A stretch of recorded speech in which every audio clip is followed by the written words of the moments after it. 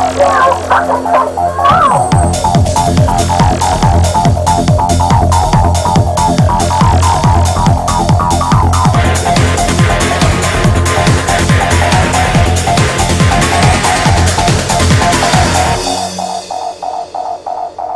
Julie Baker, and you're watching GVTV News. Thanks, Julie, and I'm Randy Hansen. In today's World News Stories, Clinton visits Libya, and NATO reduces sorties. And Yemeni forces kill 7 protesters. Nobel laureate Tawakkol Karman calls for international sanctions on Saleh regime. And slain U.S. drone victim was 16. And Turkish troops enter Iraq after Kurdish attack. And U.S. deportations hit record, report finds immigration program disproportionately targeting Latinos. And Kaine defends tax plan. Occupy Wall Street comments at GOP debate. UN torture chief says ban solitary confinement for teens and mentally disabled. And Occupy Wall Street protesters rally against arrests and charges. But before these stories, GVTV News would like to thank one of our underwriters who supports your only visual video news media in Nevada County. That's right, it's us, GVTV News.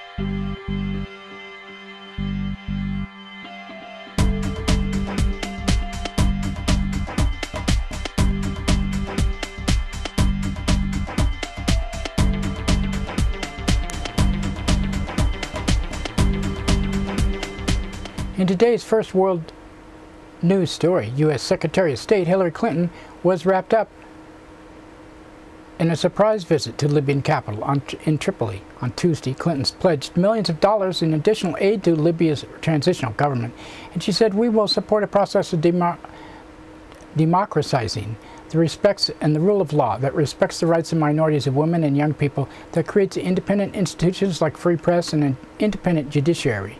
Groups and individuals who really believe in democracy should be welcomed into that process. But groups that want to undermine democracy or subvert it are going to have to be dealt with the Libyans themselves."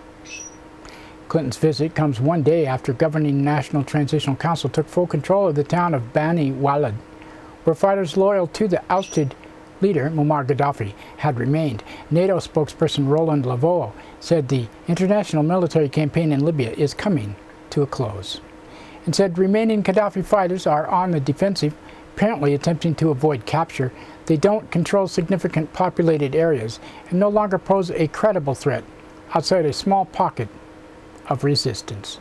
Because of the change in the situation on the ground, we are now using our assets essentially to monitor the situation, see what is going on there, and to intervene only if and when necessary, which means a significant reduction in our strike sorties.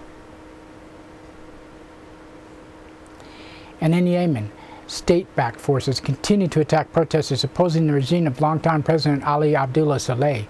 At least 7 people were reportedly killed and dozens more wounded after gunmen loyal to President Ali Abdullah Saleh opened fire on demonstrators marching in the capital of Sana'a. It was the 3rd attack of protesters in the last 4 days. At the United Nations, a spokesperson for the United Nations High Commission on Human Rights condemned the Yemeni government crackdown.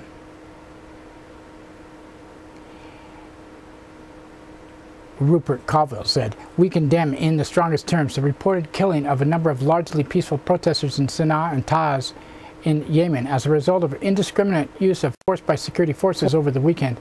We are extremely concerned that the security forces continue to use excessive force to claim a complete impunity for crimes are resulting in heavy loss in life and injury, despite repeated pledges by the government to the contrary."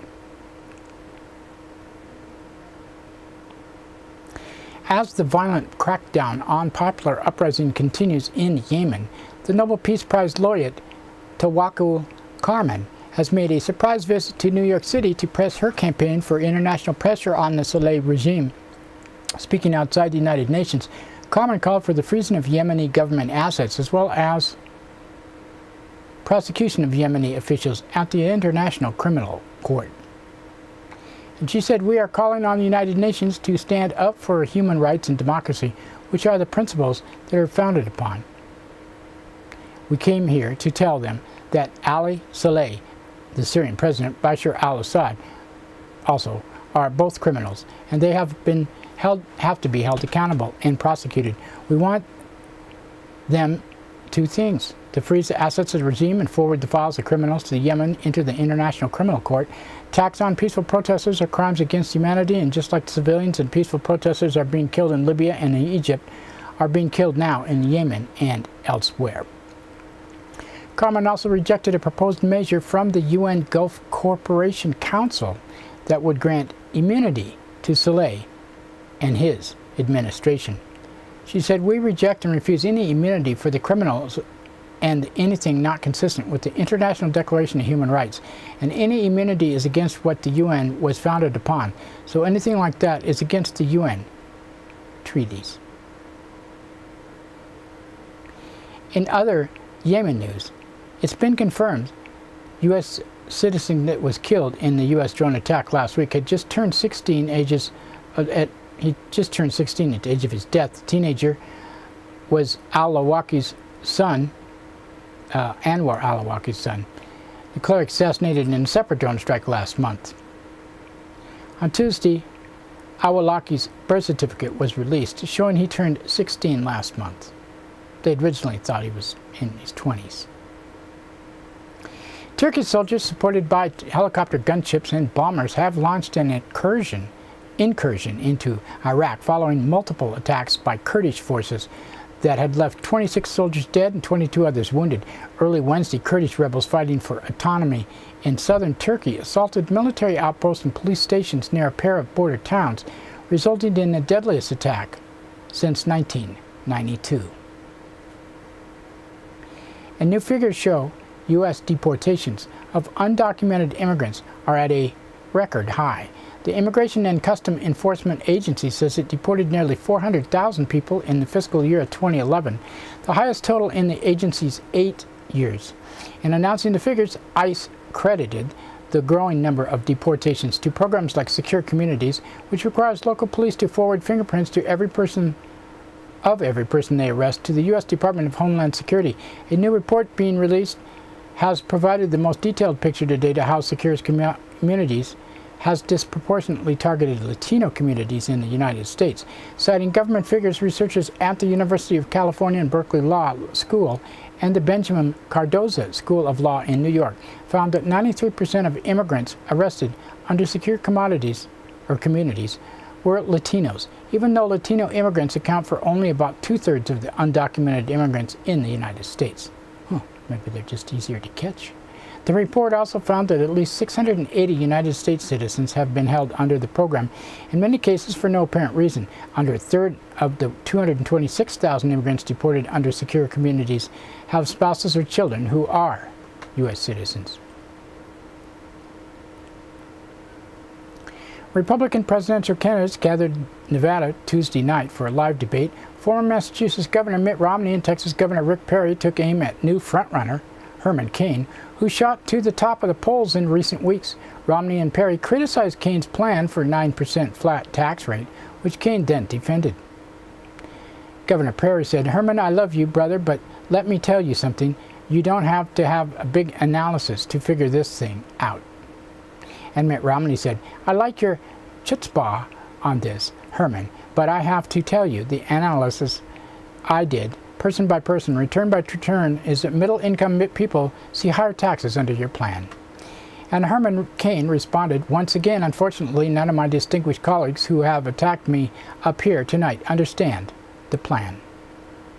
Also at the Republican debate, the audience erupted into loud applause after Cain said he stood by his previous statement that Occupy Wall Street protesters should blame themselves for being out of work. And Anderson Cooper asked him, "Herman Cain, I got to ask you, you said, quote, don't blame 2 weeks ago, you said don't blame Wall Street, don't blame the big banks. If you don't have a job or you're not rich, blame yourself. That was 2 weeks ago. The movement has grown. Do you still say that?" And Herman Cain said, "Yes, I do still say that. And here's why. I still stand by my statement, and here's why. They might be frustrated with Wall Street and the bankers, but they're directing their anger at the wrong place. Wall Street didn't put in failed economic policies. Wall Street didn't spend $1 trillion that didn't do any good. Wall Street isn't going around the country trying to sell another $450 billion. They ought to be over in front of the White House taking out their frustration. So I do stand by that." That's why we stand by him. He's so honest. The top United Nations official on torture is calling for an end to almost all forms of solitary confinement.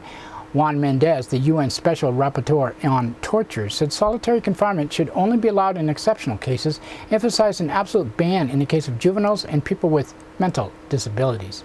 And he said, "I am in the view that juveniles, given their physical and mental immaturity, should never be subjected to solitary confinement, equally in order not to exacerbate a previous existing mental condition. Individuals with mental disabilities should be provided with proper medical and psychiatric care, and under no circumstances should they ever be subjected to solitary confinement. My recommendations are, first, to see if we can have a complete ban on prolonged indefinite solitary confinement. I will more or less arbitrarily define that as anything beyond 15 days in solitary confinement, meaning someone being confined to a cell at least 22 hours a day." Well, they shouldn't even have mentally ill people in jail. They should be in a mental institution.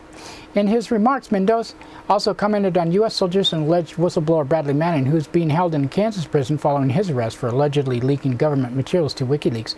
Mendoza says although Manning is no longer being held in solitary confinement, he is still monitoring the case. And he said, "I want to stress that on the one hand, he is no longer in solitary confinement, although he spent something like 8 months in solitary confinement. But when he was moved to Fort Leavenworth, his regime changed. He's not in solitary confinement now. I'm not saying anything about whether his present regime violates other possible standards, but at least he's on a daily basis. He does communicate and socialize with other inmates in his same category." And in New York City, several hundred Occupy Wall Street supporters marched to the offices of Manhattan's district attorney on Tuesday to call on prosecutors to drop all charges against protesters detained over the past month.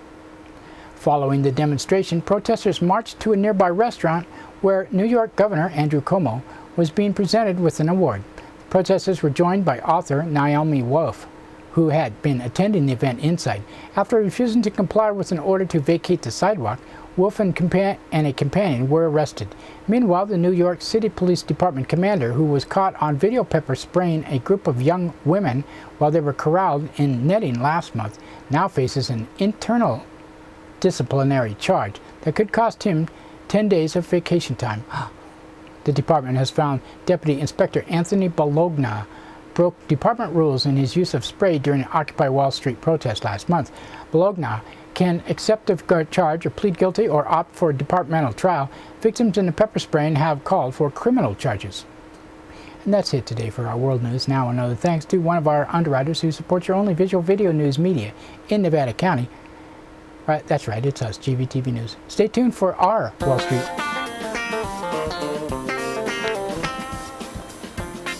Soundcheck Music Center, the rock and roll connection. We have guitars, amps, drum equipment, sound accessories, lessons, and repairs. We are located at 671 Maltman Drive, Grass Valley. 530-272-7236, open 7 days a week.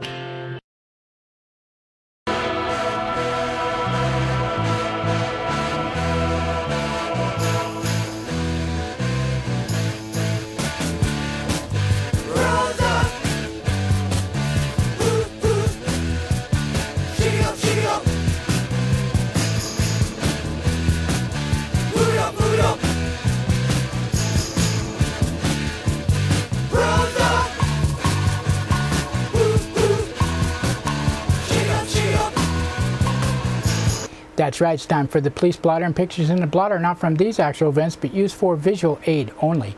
Grass Valley Police Department on Monday. At 1:36 p.m., caller reported a male smoking marijuana along with 6 other males sitting on the sidewalk in Elizabeth Daniels Park. The caller reported they asked the men to leave. Second caller reported the men were sitting in the middle of the sidewalk blocking the way with sleeping bags and other camping gear.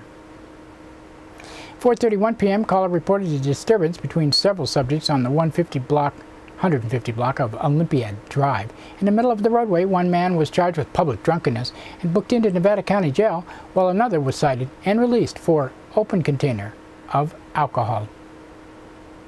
At 6:09 p.m., an officer pulled over a green Honda Accord on the southbound lane of Highway 49 near Christian Life Way. The driver was cited for driving without insurance, driving with a suspended license, and for an open container. His vehicle was towed. At 10:45 p.m., a caller from 300 block of Sutton Way reported that his wife is out of control. When further information was requested, caller hung up on GVPD dispatch. Nevada County Sheriff's Office on Monday. 11:45 a.m., caller from 18,000 block of Hunt Creek Road reported one of his cows was shot on his property. 12:28 p.m., caller from Mowry Lane reported he could smell marijuana on his neighbor and that the neighbor was high. The caller had recommendations but was referred to narcotics officers for a compliance check. 1:04 p.m., caller reported that a neighbor at West Piper Lane and Cement Hill was causing an altercation, preventing a working crew from laying asphalt. And 1:33 p.m., a caller from 10,900 block of Yukon Way reported receiving death threats on her cell phone from an unknown female. At 3:09 p.m., a caller from 11,500 block of Lower Colfax Road reported theft of 225 gallons of propane from a locked tank. At 6:16 p.m., a caller from an area of Wood Lake Road and On a Rock Court reported 6 shots fired. 9:47 p.m., a caller from 10,900 block of Alta Sierra reported a man got out of a vehicle, put on a mask, and entered a business. The Nevada City Police Department on Monday. Well, actually, on Tuesday, 12:40 a.m., an anonymous caller in the area of Spring and South Pine Street reported hearing several gunshots coming from the backyard of a home on Cabin Street. A man was arrested for public drunkenness. At 1:46 a.m., a caller from Express Mart on Sacramento Street reported a transient in the area who was escorted off a business property for smoking marijuana near gas pumps. And that's it today for the Police Blotter. Now another thanks to one of our underwriters who supports your only visual video news media in Nevada County. You guessed it, it's us. GVTV News.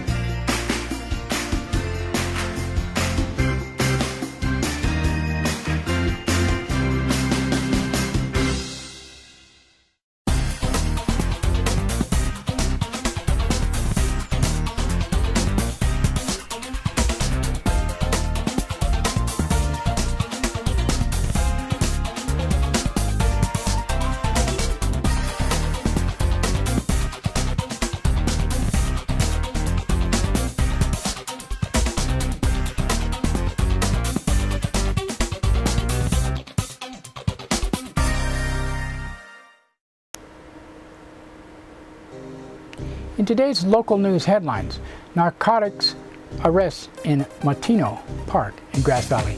An alleged DUI crash sends 2 to the hospital. And Nevada City Mayor, a victim. In our first local story written by Christopher Rosacker of the Union, caller reported 3 white males engaged in illicit drug activity at 1:04 p.m. Monday in Matino Park in Alta Street in Grass Valley. Upon arrival, Grass Valley police found a trash bag containing 1.27 pounds of marijuana clippings, and one of the 3 individuals was found with hypodermic needles, spoons, and prescription narcotics, according to Captain Rex Marks of the GVPD. 3 were allegedly in possession of dilated a prescription narcotic morphine derivative, and its generic equivalency, hydromorphine, according to the report. All three men face a variety of charges. Brandon Sinuk, a 22-year-old Nevada County resident, was charged with alleged possession of a controlled substance without a prescription, possession of a controlled substance, paraphernalia, and a hypodermic syringe. His bail was set at $1,000. And Scott Britton, a 19-year-old Grass Valley resident, was also cited for allegedly possession of narcotics, paraphernalia, and a hypodermic syringe, but was released. Third suspect was not cited. In another Christopher Rosacker story, an alleged drunk driver drifted across two lanes and collided head-on with a van driven on Highway 20 near Penn Valley Monday night, according to California Highway Patrol. The van, driven by a rough and ready woman, was transporting 3 local high school students. The alleged intoxicated driver, 43-year-old Carol Harrison of Roseville, sustained lacerations to her right arm, head, and chest. She was charged with felony driving under the influence, said CHP officer Cindy Morgan.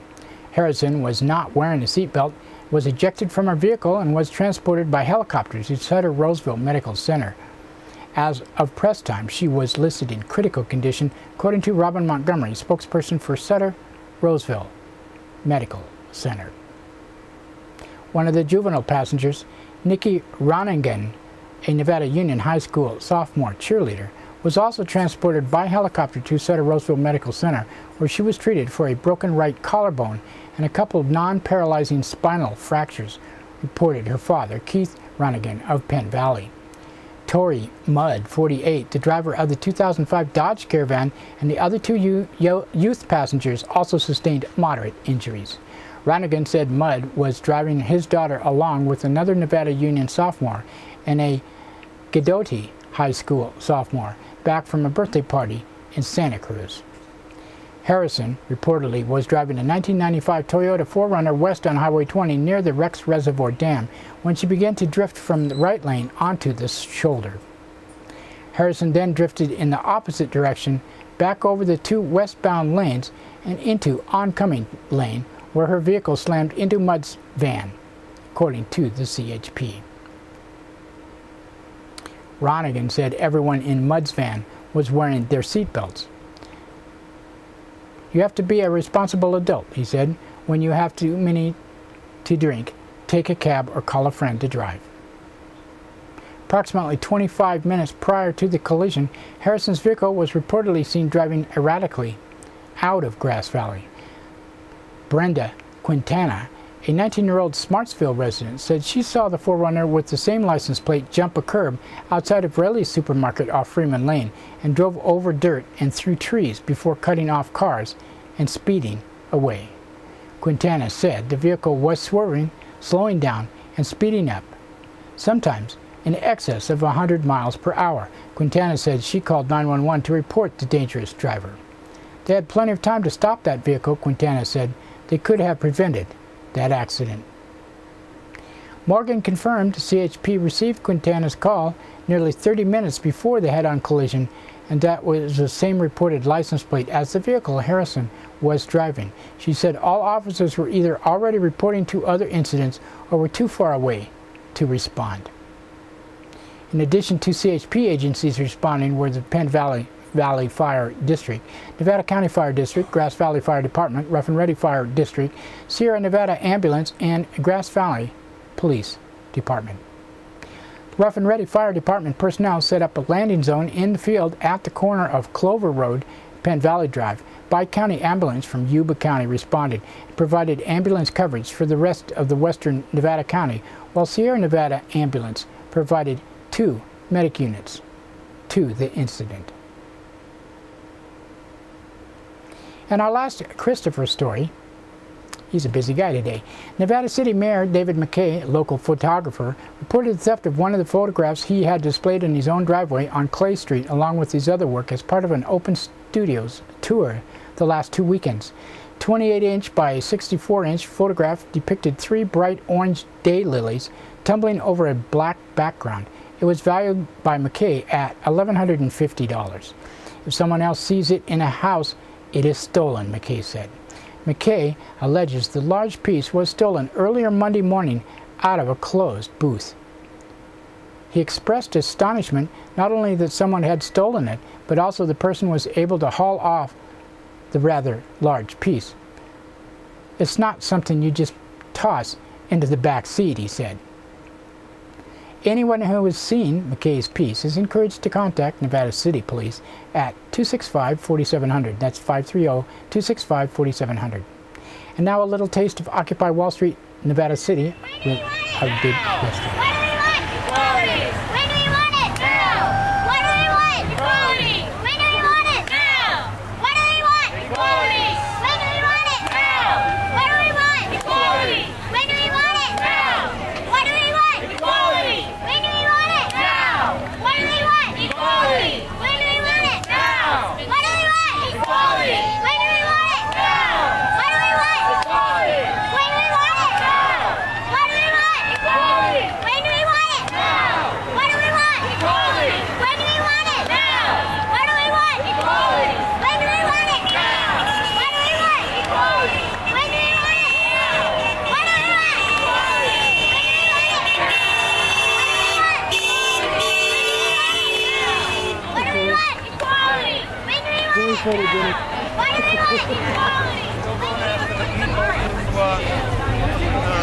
Foreclosed and everything, they don't do their workouts that they're supposed to. If you were a bank, what would you do? That's a good question. I think it would depend on, if the manufacturer depend on the bank. I certainly wouldn't make loans that I don't think can be repaid.